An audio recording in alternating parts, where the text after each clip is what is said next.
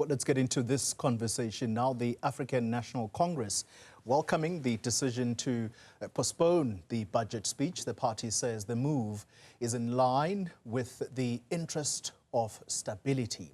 ANC Chief Whip in Parliament is Mdumiseni Ntuli, and he joins me in studio this evening. Mr. Ntuli, good evening to you, and thank you very much for your time. We have lots to get through, so let me get straight to my first question. Who or what is largely responsible for the uncomfortable moment we are witnessing in the government of national unity? Well, good evening, Ntuli, and good evening to the viewers of Newzroom Afrika at home and many parts of our country. Look, we were informed by the Deputy President as a leader of government business. He called me to say, a few minutes before the time at which we were supposed to have a budget, to say that we're in a meeting of cabinet, special meeting which had started earlier in the morning. There are still a few issues that we are discussing in relation to the proposed budget that the minister is supposed to table at 2 o'clock. And in his own judgment, it would not be possible for them to conclude that conversation before the time at which the sitting had been planned.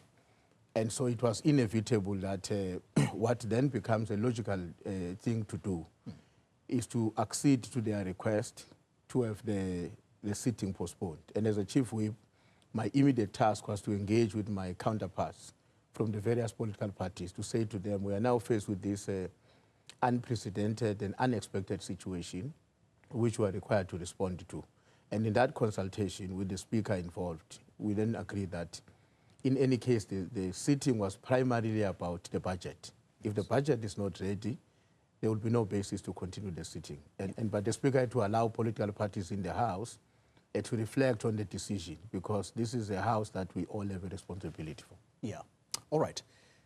We're seeing a statement from the presidency, and it's clear that there was disagreement in cabinet. And so I'm going to have to go back to that initial question.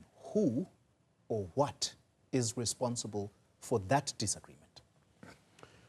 Look, my own sense, the fact that the discussion was taking place very late on the day, including, in fact, on the day at which the budget is supposed to be tabled, that on its own was a disadvantage on their part. So my own deduction is that time was a factor in this case. Clearly, Cabinet did not have enough time to discuss this matter, to engage on the substantive issues on the budget, in order to ensure that by the time we convene the sitting of Parliament, there are no outstanding questions or unresolved matters within and among themselves as Cabinet colleagues. That the Cabinet was still taking place half an hour before the sitting is an indication that it's clear that they needed more time as Cabinet, which was not properly budgeted. The Democratic Alliance holds the view that this is a mess created by the ANC, and I'm going to have us listen to the spokesperson of that party in the finance portfolio. Let's have a listen to him and what he had to say a little earlier. We never want to embarrass our partners. The fact is the ANC has got egg on its face after what's happened here today. And the fact is we tried to warn them. The other fact is they've now had 7 months to adjust to emotionally adjust to the reality that they control 39% of the seat in Parliament, not more than that. And if you control 39% of the seats, 159 out of 400, then you are required to work with your counterparties in Parliament. So I wouldn't call it a victory dance per se, but I would say it might be a sobering moment for the ANC to pause and reflect and find a way to collaborate. This is the territory that we're now in. We don't need to be trying to score points against each other. We need to find a way to work together for the benefit of South Africans. And an ANC 2% VAT increase is not to the benefit of South Africans. They must stop that line of thinking. Mr. Ntuli, without really wasting time, the proposed VAT increase is what has brought us here. And the DA is clear, if this 2025 budget is to pass, that proposal is going to have to be shelved. What is the alternative for the ANC? Look, our own view, Ntuli, is that Cabinet has a responsibility to discuss the budget and finalize that budget. And in terms of that discussion, they are required to look at various options we have in this country. VAT increase is one of the options. Taxing, increasing the tax, for instance, from those who are high earners in this country is one of the options. There are many other options that we believe would have been in the table and on the discussion on the meeting of the cabinet. What then becomes the best solution going forward will have to be determined by the balance of evidence in terms of what is it that, which option should we pursue, which should allow us to achieve the following objectives. Firstly, to address the high cost of living in the country, which is a fundamental problem. Secondly, to caution or to protect the most vulnerable in society, given the fact that, as you know, there's a high level of unemployment, poverty, and inequality. Thirdly, to address the perennial problem of the lack of economic growth, investment into economy, because one of the ways in which we are going to address the unemployment crisis is when there's a major investment into the economy, both by the democratic state and the private sector. So when you take a decision around how to achieve those objectives, you then have to make a determination which of the instruments at our disposal would be most suitable for us to arrive at this particular conclusion.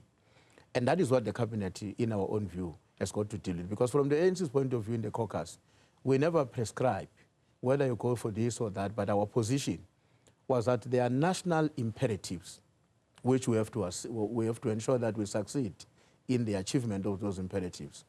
The how part must be dealt with by government. That's why we have a government, because government must immerse itself in the details that you will otherwise not have to deal with them in a bigger meeting of an ANC caucus or any meeting of that nature. There is a suggestion that there was a divide even within the ANC's own ministers in cabinet about this proposed VAT increase.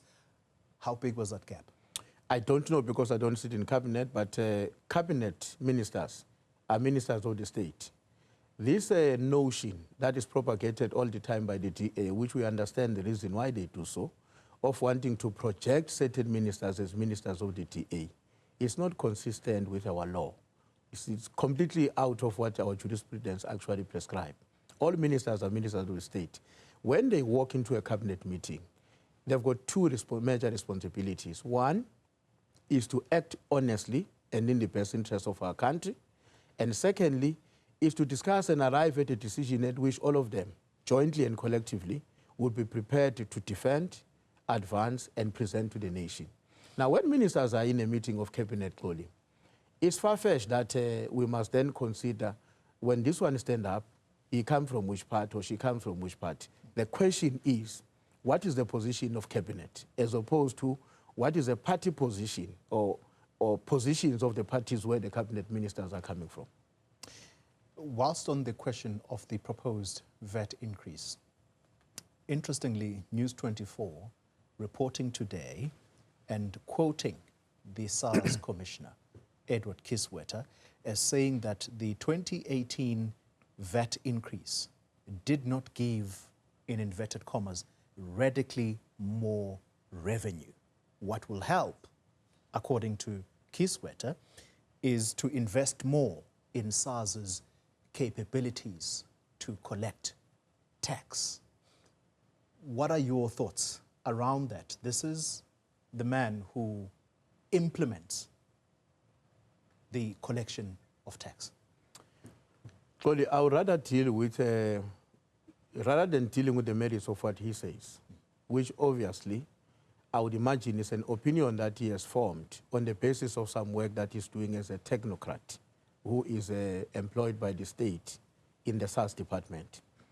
So let me not get into the details, the merit or demerits of what he says, but let me tell you what is of concern to me as a Chief Whip of the African National Congress. Here is a Minister of State who is responsible for finance. He's engaged in the process of preparing for the budget, which ultimately must be adopted by Cabinet and be presented to Parliament. What happened along the way, as a consequence of which these ideas expressed by the SARS commissioner appeared not to have been considered by the fact that he says it in public, that this should have been considered. What is of concern to me is that the state organs and the people who are running the state, especially within the economic sector, should have had a reflection about the experiences of the past financial year and the past few financial years back in order to make an informed decision about what needs to be done to take the country from the current crisis into a future that we all aspire to be. It's concerning to me that the SARS commissioner raises a matter like that in public without saying to the public. I discussed the matter with the Minister of Finance. So he holds so a the SARS different view on the commissioner matter. is in the wrong here. I'm not saying he's in the wrong. What concerns me is when people who are responsible for the budget of our country or for the revenue of the republic speak passing each other in public. When me and you, who are not directly involved with the day-to-day running of that sector, must now be consuming what the one is saying as opposed to what the other is saying. That's why I don't want to deal with the merit. I want to deal with how we would want the state to organize and operate. Yeah. Organize itself and operate. I want to move on from this matter, but the understanding, as you put it yourself, this is making you uncomfortable that the SARS commissioner is speaking publicly about this, whereas perhaps he should have discussed it with his minister. This has reportedly angered the finance minister, but add to that, I just hope that we have this clip. If we don't have it right now, we'll have to play it for the viewers a little later. In that media briefing that was addressed by the Minister of Finance, sitting alongside him is Minister Ntuli. Minister Ntuli says, and I'm hoping that I'm quoting her verbatim here. She then remarks, not aware that the microphones are recording, she remarks and says, when is this one going? This was an apparent reference to Edward Kisweta. Is there a problem here, Mr. Ntuli? Is Mr. Kisweta on the chopping block? Not that I know of. Unfortunately, I've also not heard that, that clip you are talking about. But let's assume that is what you are saying. I don't know. I don't know any problem between the ministers and the SARS commissioner.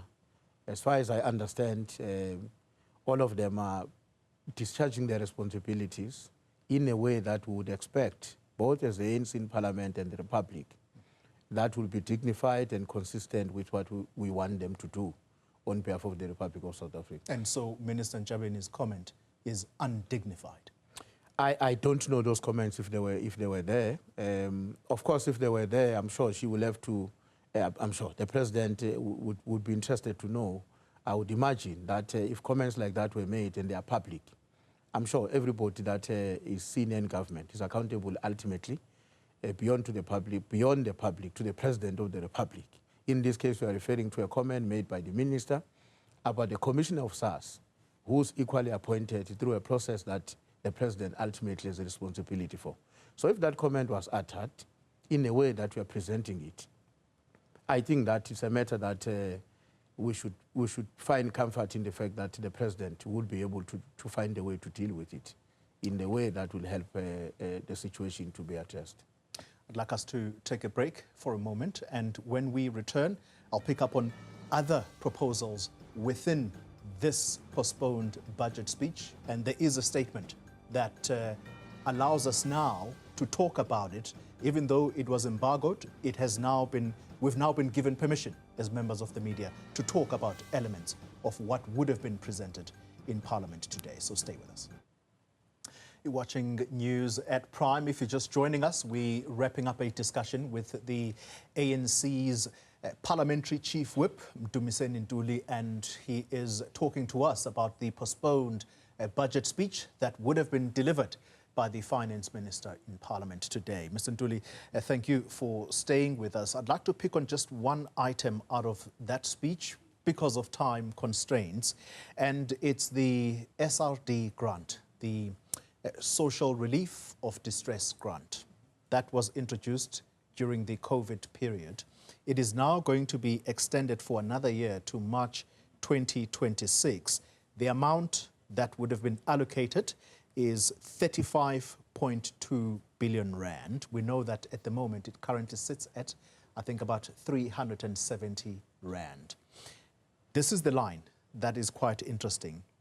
This will be used as the basis for the introduction of a sustainable form of income support for unemployed people. I think you're possibly guessing my question here. Are we headed to the basic income grant? Is that why this keeps being extended year in, year out? Well, let me start by saying that you are inviting me to comment on a leaked document. I haven't received the budget speech. I was going to receive it when we're in Parliament. Now, so naturally, that means therefore I've not read the speech. But And you are making a quotation on it. So let me address the principle rather than what is in the speech, because I've not read it. The view of the ANC is that in the quest to deal with the high cost of living and the crisis of unemployment that we're confronted with, it's important to retain some of the social interventions, which include the SLD grants, as part of ensuring that those who are still beneficiaries of that grant, who are not yet having an exposure to the economy and economic opportunities, are not entirely left behind in terms of the economy of our country. So that is a principled position of the African National Congress. And whether or not the idea that the minister was going to introduce in Parliament would have meant gravitating towards the basic income grant. So that's where I wouldn't confirm or deny that, because, as you are saying, it's not set in the we are implying that it may very well be the intention to move to that direction. Yeah. I don't know whether that is going to be the way to go. All right, as we taper down here, the concern by some is that the government of the day is well and truly on the path of creating a welfare state. Isn't that a concern? We already have a string of other grants that are meant to cushion poor people. This particular one is targeted at those who are of working age but simply can't find a job. Clearly, even the ANC doesn't believe that we should create a welfare state. The conditions are compelling that unless you have done effective investment into the economy, to grow the economy, not just as a state, together with the public sector, and we are able to create employment, you can't leave these people who are unemployed without any means of survival. So it is not it's a question of balancing between the reality you are confronted with today, which you've got to respond to, and your own aspirations, which are about creating a developmental state in which the overwhelming majority of the citizens are contributors in its development through paying tax, because they are decently employed and generate income which allow them to make a meaningful contribution in the economy. So moving to the direction of the welfare state is something that we do not want to see, but the conditions today compel us to intervene to alleviate the conditions of the poor on the ground. Final question to you, sir. This moment, as I described it earlier, an uncomfortable moment where for the very first time in the country we have had a budget speech postponed. It happens at an inconvenient time. Yeah.